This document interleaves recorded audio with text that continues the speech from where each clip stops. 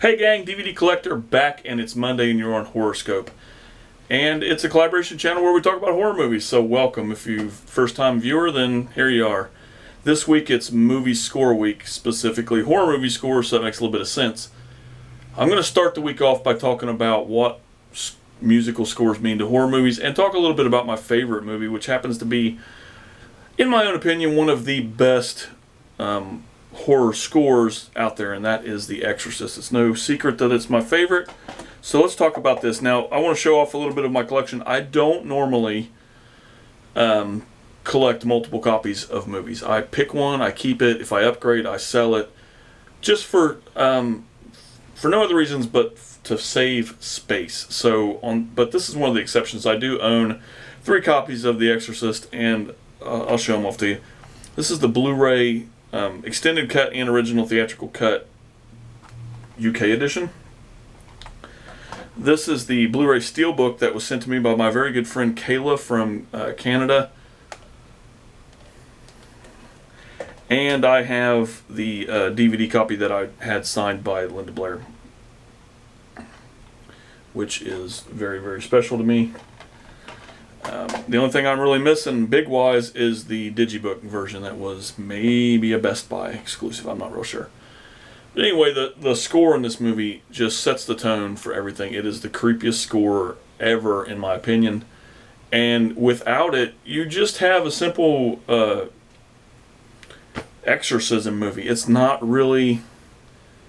It's probably very, very dull if you turn the sound down. It's just...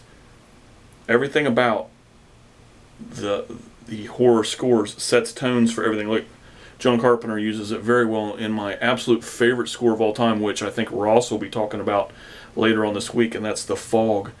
Halloween, look at Friday the 13th score.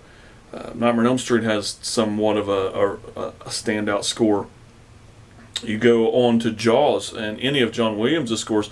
We can even talk with him more about other types of movies, go into the sci-fi genre, or Indiana Jones, Superman, stuff like that. Music is such a big part of movies, and people don't always look at it like that. It's like, well, it's just because I get made fun of a lot because I listen to a lot of musical, like movie scores in my car.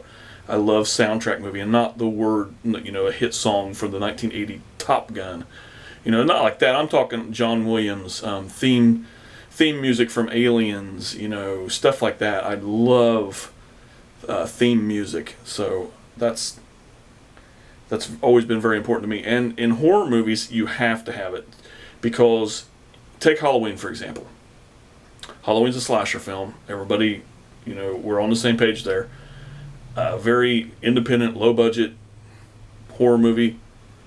Shouldn't have made a lot of money. It did. It was amazing.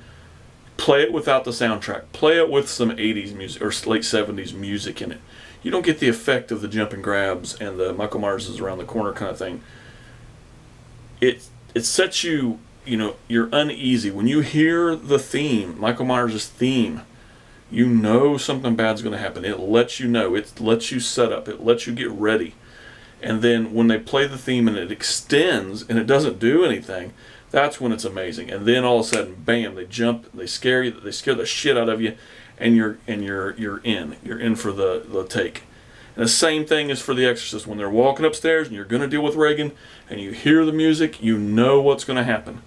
You're walking through the woods now. How many of you guys have ever been in the woods at night or day and with a group of friends and have hummed or, just started doing theme songs from Friday the 13th? Everybody does it.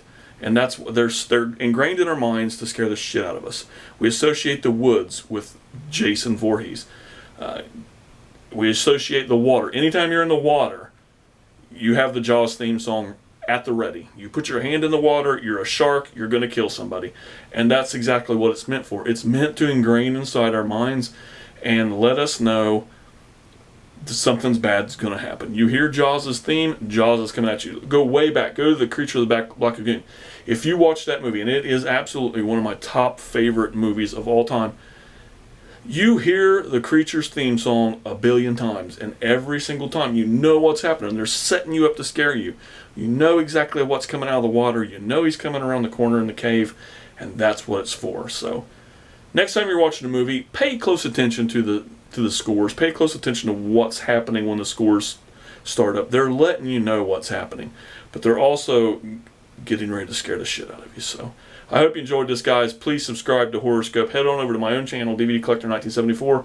Subscribe, thumb up this video, and check everybody else's videos out this week. This is Horror Scores. There's going to be a lot of love in the air when we talk about this stuff. Everybody has a favorite musical score in horror movies. So until next time, guys, thanks, and I'll see you later.